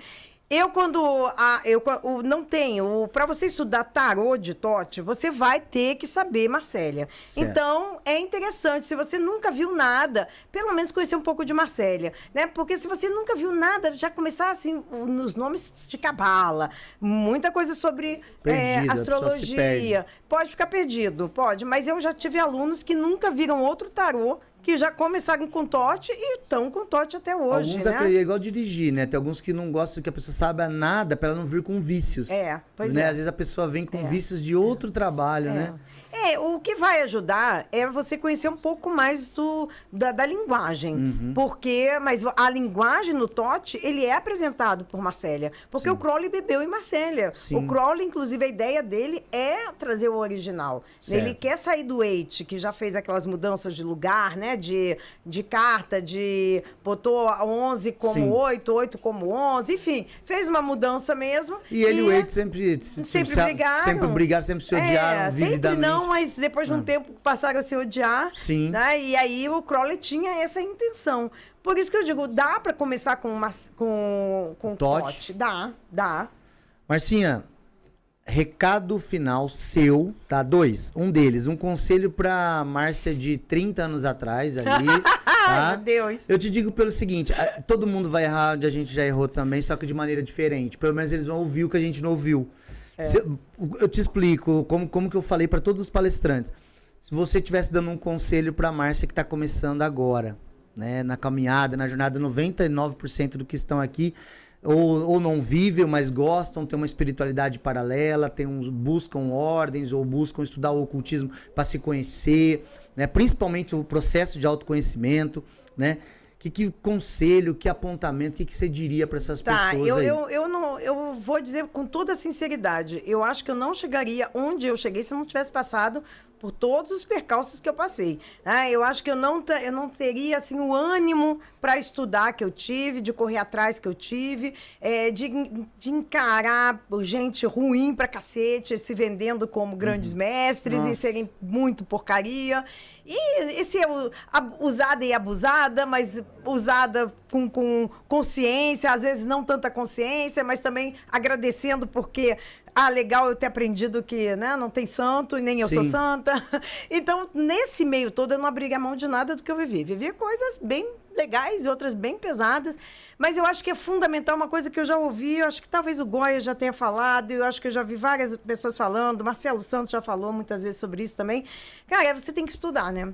Então, não tem trajeto fácil, não tem atalho. Você tem que estudar. Hoje tem muito mais chance para estudar, muito mais facilidade. Tem podcast, tem aqui gente que já mergulhou nisso, que já viu e tal. E tem muito mais coisa. Tem muito mais coisa. Isso é pouco, é a base. Tem muita coisa para estudar, tem muita coisa que a gente tem disponível. A pessoa tem que deixar de ter preguiça. E a preguiça é o pior dos pecados capitais. Para mim é o pior mesmo, porque é isso, ela te deixa inerte e muito fácil, aquela coisa de você abrir a boquinha e vir aquela comidinha, ração para você comer. Então, eu acho que o grande lance de quem quer estudar e quer mesmo saber é pegar os livros, pegar na internet, sim, que tem muita coisa boa na internet, mas para isso tem que saber separar. Né? O querer, saber, ousar e calar, né? Tem até um afilhado que uns tempos atrás eu fiz um paralelo para ele, que era o seguinte, o pessoal fala muito da esfera do reino, né, de Malkuth.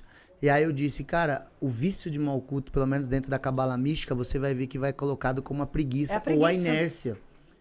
Porque é a esfera que realmente tudo tende a ficar parado. E movimentar-se aqui em direção de alguma coisa é um ato de vontade. Sim. Então, às vezes a pessoa fala assim, eu quero mistérios elevados. Só que, na verdade, ela não está conseguindo fazer o diário. Ela não está conseguindo sequer respirar direito. Então, assim, quer voar e não consegue andar. Então, o basicão é sempre importante. E é praticar. Isso também eu falo sempre, a prática que vai levar você até a entender o que você está lendo. Sim. Porque muitas vezes você lê, e eu vejo isso muitos debates intelectuais, todo mundo fala disso e daquilo, outro, mas a experiência em si mesmo não rola. E aí como é que você vai falar de algo que você não experimentou? Todo mundo fala do reino da Dinamarca sem pisar lá, né? Vai ver o frio que é lá, né? Marcinha, então tá, querido, adorei. Eu te agradeço por você estar com a gente aqui no Primeiro Vou ficar aqui. Tá? Vou ficar aqui assistindo você. Te agradeço muito mesmo. Com certeza o pessoal gostou, o pessoal que está aqui ouvindo tô também. Super feliz. A gente tem, assim, sempre a alegria de poder ouvir, literalmente, de alguém que vivencia isso, que tem muito a contribuir. E eu sei que vão ter outras e outras vezes que a gente vai estar junto aí, tá bom? Querido, beijo pra todos, tá? Eu agradeço. Marcelo, só vou fazer o sorteio dessa tábua aqui agora, Marina. Sim. Eu estarei aqui? Já sorteou? Vamos ver quem ganhou. Quem foi? Vamos ver se foi. Maicon William Almeida, você está sendo chamado no portal da iniciação. Ó, Maicon William Almeida foi sorteado da tábua, tá, gente? Depois você chama aí no privado, vai lá no meu direct, aí a Marina vai pegar seu endereço pra mandar, tá? Manda no correio lá, e aí a gente já manda na sua casa, tá bom? Marcinha, gente, brigadão. Beijos!